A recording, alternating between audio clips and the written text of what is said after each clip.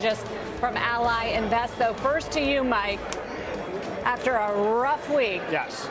you did close off the lows and got into positive territory for the NASDAQ. What does that mean? It means the rubber band was stretched very, very tight. Coming into today, you had a deeply, deeply washed out market. It also is the last day of the month.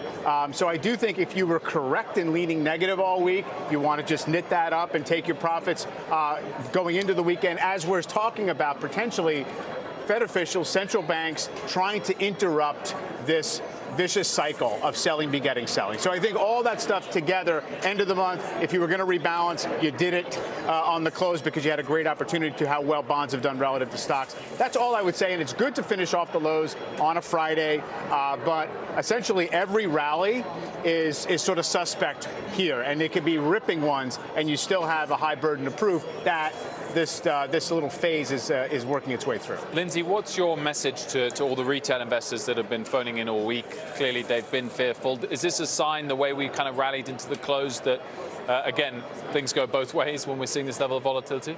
Right, yeah, exactly. But, also don't get back to being complacent either, because even though we had a nice move off of today's lows, and maybe next week we get a bounce if the Fed or central banks around the globe make that coordinated movement, there's still plenty of things we need to watch out for. And that's, first and foremost, the spread of coronavirus, especially here in the U.S. That's going to unnerve investors. Watch the levels of the VIX, see where we go from there on that. The 10-year, obviously, that's a huge data point that we need to keep our eye on. We want to see some stabilization there, because I don't think you can really get stabilization in this market until you have stabilization in the bond market. So we're now about 13% off the record highs. Gabriella.